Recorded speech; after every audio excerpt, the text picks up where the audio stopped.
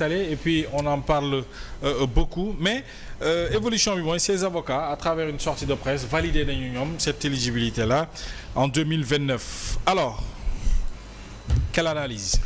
Mohamed dama la naan gisuma benn avocat buy taxaw naan sama client sàcc la gisuma benn avocat buy taxaw naan sama client njublang la. gisuma it benn avocat boo xam ne day taxaw naan sama client du doon éligible kon c'est normal que ay avocats. taxaw défendre seen ay clients loolu kenn mënu ko bañal avocat encore une fois un avocat il a pour mission de défendre d'assister son client comme nag bu taxawee ne sama client deful dara sama client dafa set dañ koy nangu Omar. Maintenant ñun encore une fois dafa am lu ñuy wax naan on nous dit qu'on va réouvrir un procès ou on veut aller vers la réouverture d'un procès parce qu'il y a un élément nouveau. ñu ngi nuyu Mame Mbaye Niang le ministre Mame Mbaye Niang. Mohamed bi ñu invité seen show la semaine dernière. xam nga lan mooy élément nouveau ci dossier bii benn élément nouveau la am. benn mooy Yacine Fall moo nekkoon ministre des affaires étrangères tey moo nekk ministre de la justice loolu mooy élément nouveau. loolu rek a fi bees. le seul élément nouveau dans ce dossier c'est Yacine Fall ndaxte nee nañu commission bii ñuy taxawal nii pour mu xool pour kii bi. ci jamonoy Ousmane Diagne laaj nañ ko mu joxe un avis défavorable. L'ancien ministre de la justice. L'ancien ministre de la justice. Parce que Mohamed Sénégal ba muy Sénégal ba tey réouverture procès musu fi am ñun ñii Omar ñun ñuy fàttalee ko Ablaye Wade ba muy nekk candidat en 2000 bokkoon na ci engagement yu mu jëloon réouvrir le procès de Mamadou Dia. yaa ngi koy fàttalee ko. dafa teel a teg suuf. mais da koo teel a teg ci suuf. da koo teel a teg ci suuf. parce que droit dafa am nu mu tëddee. ba pare indi loi Ezzan ci affaire maître Sèye. maître Sèye mais procès Mamadou Dia léegi nag beneen bi xam nga man. des fois damay toog ba mu yàgg ma ne avocat Sonko yi dañoo yebul Sénégalais yi seen bopp lañu yeb. ñoom ñoo def rabat d'arrêt Abdou. xam nga lan lañu tegoon comme élément pour seen rabat d'arrêt bi dem leen ngeen gëstuwaat loolu ñoom dañu ne. nañu neenal acte bi parce que acte bi. c'est couvert par la loi d'amnistie ñoom loolu la ñu waxoon. argument ba ñu yóbbu woon cour suprême pour yóbbu rabat d'arrêt dañoo ne woon le procès Mame Mbaye Niang c'est un fait politique c'est couvert par la loi d'amnistie léegi yow lu ñu couvrir par la loi d'amnistie l'amnistie mooy ce qui n'a jamais existé xam nga amnistie am na tey ji 80 personnes yu dee yi état jàpp na ni musuñoo dee parce que événement musul am loolu lay tekki en réalité. léegi nag yow nga ne lu musul am nañ ko attewaat lu musul am nga ne nañ ko attewaat kon yow mii ne woon le c'est couvert yow yaa bëgg tey attewaat kon moo tax ma ne la avocat yi. yebuñu Sénégalais yi seen bopp lañ yeb ndaxte ñoom ñoo demoon jàngi droit ñun ñuy jàngul droit ñoo leen mën a wax ni yéen li ngeen def ay tappale la loolu lay benn bi. oui. léegi nag ñu ne ñu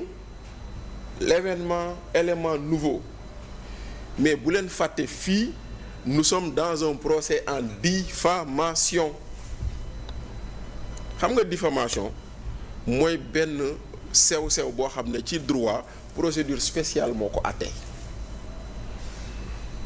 dañu la ne tey jii comme Abdou Nguer nu muy waxee nii ci wàllum FHS ak waaji bu ko toppoon diffamation Abdou Nguer may nañ la fukki fan pour nga indi preuve nga teg ko ci table bi bu fukki fan yooyu weesoo boo amoon firnde ci li ngay wax sax la preuve devient irrecevable kon problème bi mooy aujourd'hui même s'il y a un supposé rapport qui aurait été caché bu leen fàtte ni nit moo tuumal nit te nit kooku lañ ne indil preuve te indiwul preuve bi kon tey jii nii élément nouveau buy tax ñu war a mun a ne dañuy ubbi kii bi ça n'existe que dans l'imaginaire de ceux qui le disent. léegi nag maintenant on va dire nit kooku noonu on veut réouvrir le procès malgré qu'on ait dit que c'est couvert par la loi d'amnistie parce que en réalité en filigrane c'est l'éligibilité de l'individu la ñuy jéem a lijjanti or. jarul coow lu bëri. xam nga lu tax jarul coow lu bëri. kenn rek moo ñu mën a wax qui est éligible qui n'est pas éligible conseil constitutionnel la tudd muy benn ñaareel bi yow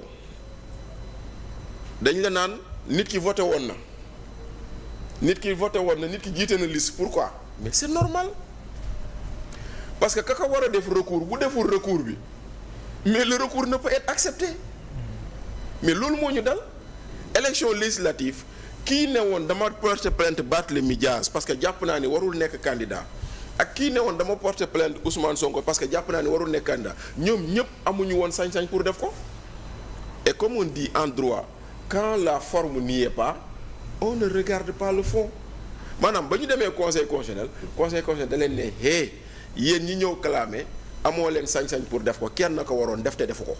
ka ko waroon def kenn la code électoral c'est le ministre de l'intérieur. Très bien. kon tey jii nii le débat sur l'éligibilité est encore là.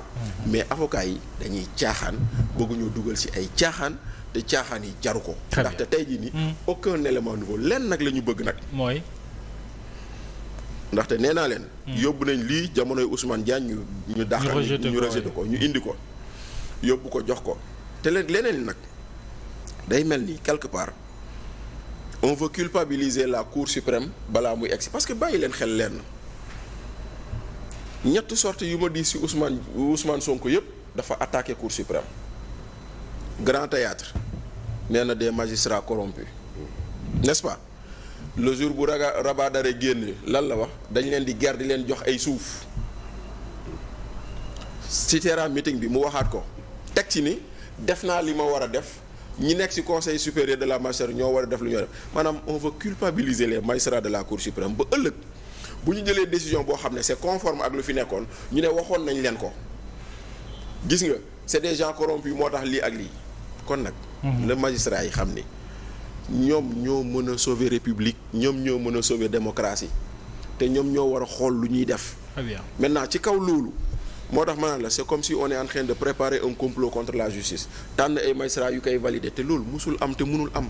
mënul am ndaxte lii nii rapport boobu noonu te puis man la moom njëkk a jaaxal ci biir mbir mi leen la lan moo am solo est-ce que honneur nit ki la wala alalu sénégalais yi ñu sàcc. bu dee nee nañu rapport am na Mambay dafa luubal 29 milliards lan moo gën a yenn maanaa ñu topp Mambay mu delloo ñu suñu 29 milliards wala ñu prouver ni rapport am na loolay benn bu fekkente ne aussi tu vas prouver preuve pour preuve diggante ku la nee da nga maa siif ak da nga maa fenal ban moo gën a diis ban moo waroon gën a nekk priorité je pense que tey jii nii réouverture pour réouverture Adji Sarr war na taxaw fëgg dënnam ne ubbiwaat leen sama procès ndaxte boobu tamit ñu ngi koy xaar te boobu soxlawul réouverture de boobu moom procureur Ibrahima Ndoye kese la moom rek moo koy tëggaat ndaxte procès boobu enrôlement kese la ndaxte procès boobu noonu c'est un procès nul ndaxte ba ñu jàppee nit ki la décision bi anéantir rawatina Ndeye Khady defoon appel ci décision bi kenn kii kon kay na ko aarale ñu. Très bien Bachir alors Omar Faye ci la question de l'éligibilité du premier ministre Ousmane Sonko en 2029 ses avocats ont déjà validé ñoom ah. waaw ce sont ses avocats avocat moom. même boo defoon lu yoon sax dañ lay défendre pour mu doon yoon. ça c'est le rôle de l'avocat mais man je pense que Sonko li mu bëgg mi ngi am mooy dañu divertir.